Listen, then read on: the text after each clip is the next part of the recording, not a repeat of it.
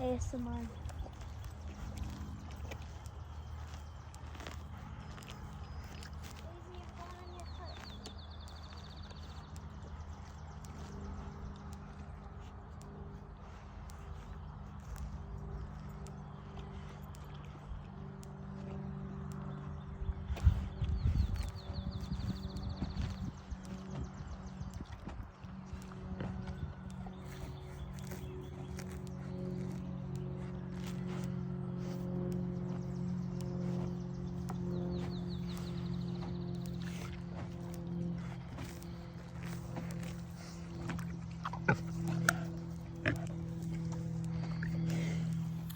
Good morning, YouTube. I am up in the pasture with Miss Daisy. And I wanted to talk about dirt. Not just dirt, but soil. To me, dirt it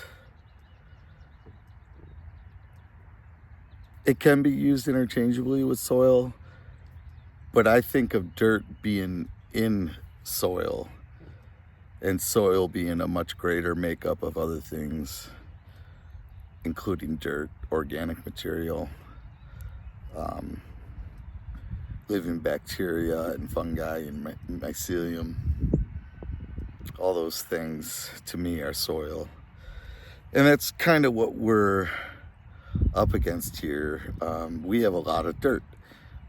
The topsoil has been washed away and we have hard clay dirt. I'm just kind of looking around. So we've been doing different things over the years to improve the pastures. And let me show you what's at my feet right here in front of me. So what you see is a lot of clay surface with very little vegetation in some areas. And this is pretty much how the whole riding pen is, from years of having the horses up here. So we're trying to recreate soil, which is a little trickier than just maintaining it. And we've been doing that by predominantly bringing organic material onto the pasture and letting it decay and break down and help create topsoil. And let me take you over to a place that I've done that. I've rolled out some hay and I'll show you what it looks like underneath and everything as it helps to break down, or as it begins to break down and help rebuild the soil. So the hay bale, you can see here, I unrolled it. What it will do is insulate the top layer and it'll actually begin to compost amongst itself. And it has seed in it, and that seed will germinate and we'll get some really good hay grass. Now it'll start off in a strip like this, but over time it'll spread. I want to show you up close what it looks like underneath the hay.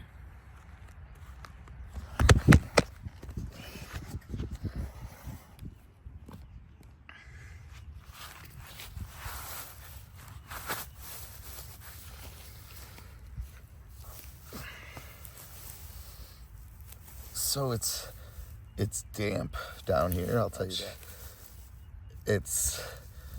Oh, look at that big old earthworm. Maybe a little rodent.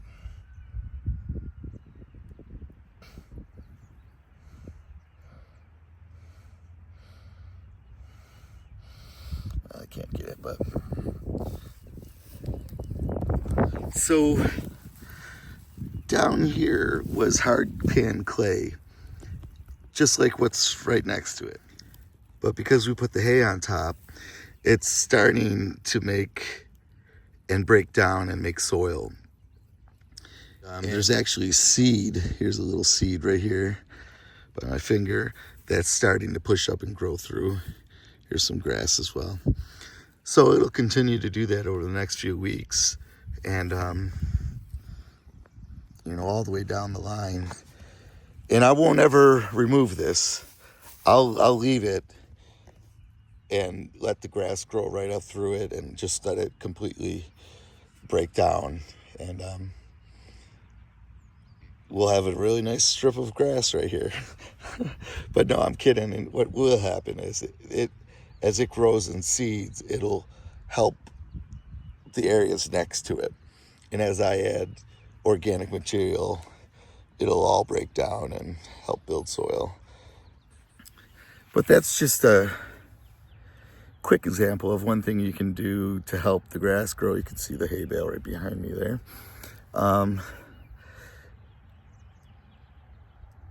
I've heard it said like this multiple times: Mother Earth is bashful and she doesn't like to be exposed, meaning the dirt, the soil, doesn't like to be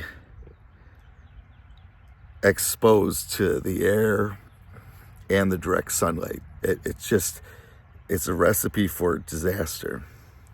What it much rather have is some sort of cover layer, whether it's mulch or thick grass, wood chips, you could do that. Anything to cover up the dirt and soil, the ground itself, and help trap moisture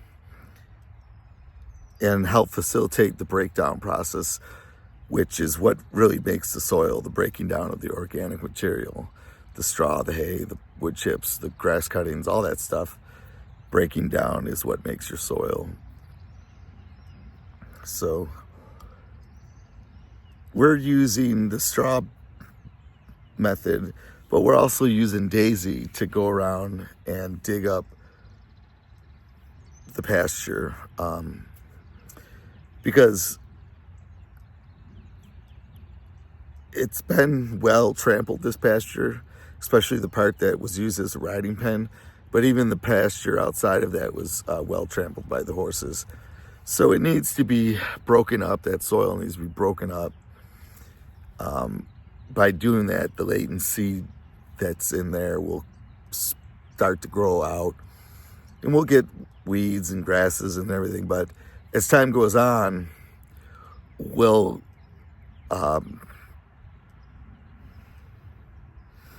manage it so that we kill off as many of the weed grasses and stuff that we don't want and just foster the good ones. And we could do that by, maybe bringing the goats in and letting them just eat everything down. They're really good at eating weeds,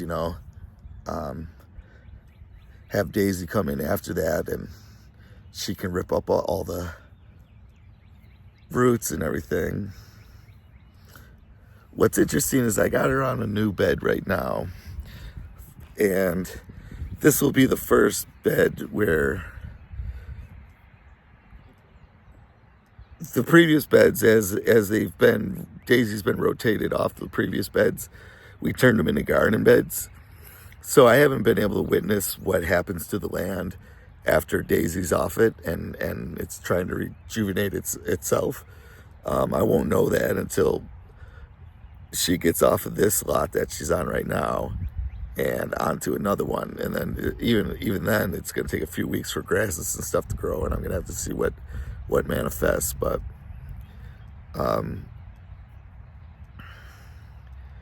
I think it's a worthwhile method, and I'll show you where I did it before and the results from rolling out that big bale of hay. Let me go over there and show you what I'm talking about. Okay, so we're standing just on the other side of the fence from Daisy, and I'm in this pasture that's really well grown in, dark green grasses, and it's just really nice area. And why it's like that is because 4 years ago I took a big bale of hay and I unrolled it out here, and since then it's grown farther and farther out into the pasture. Each year the grass gets thicker and thicker and thicker. Let me take you down and show you the difference up close. So just see how lush it is compared to that side where Daisy was. Really, really thick grasses here. You dig down, and you don't have the mulch layer here per se, but the grass is what's keeping everything cool. It's keeping the top of the soil cooler. It's keeping it moisture. It's just, and what happens is this grass, and you'll see down here all this rotten grass, right? And that top layer is just nothing but broken up pieces of rotten grass and stuff like that. So that it keeps feeding itself. It grows, something comes along and either eats it or it grows to maturity and then dies back. But any which way, it lands right here on the ground, and there's no take. It's a give and take, give and take, give and take. So it can rejuvenate and continue to produce a lot of healthy grass for your animals, you know. Let's go back to, let me go back to my chair. So that kind of gives you a sense of what we're doing with the animals. And, you know, we had the goats out here when we did the rotational grazing with them. And the places we've done it, the grass just looks absolutely phenomenal. It's over this to my right. But yeah, the grass is growing in much like the place we just came from. And it's because we had put the hay wagon in there for the goats to eat, and they drop hay on the ground, and then they defecate seeds, and, you know, they, their manure and their pee are all over the land. And it, you know, after they're confined in that space, it really makes a difference. You know, it keeps everything in one nice area, and you can move on to the next section. Versus if I just had them out here, everyone running in a huge open range, so to speak, they would find a couple spots that they really prefer, and they would just destroy those areas. And it's just, it's not ideal. I mean, animals in the wild don't just graze in one area for a long time. They graze for a short time in an area and they move on. And that's what we try to replicate here with the pasture. With the pasture pig, we try to get her on the land for long enough to destroy enough and disturb enough that things grow back robust and healthy and thick. And then we move her on to the next section.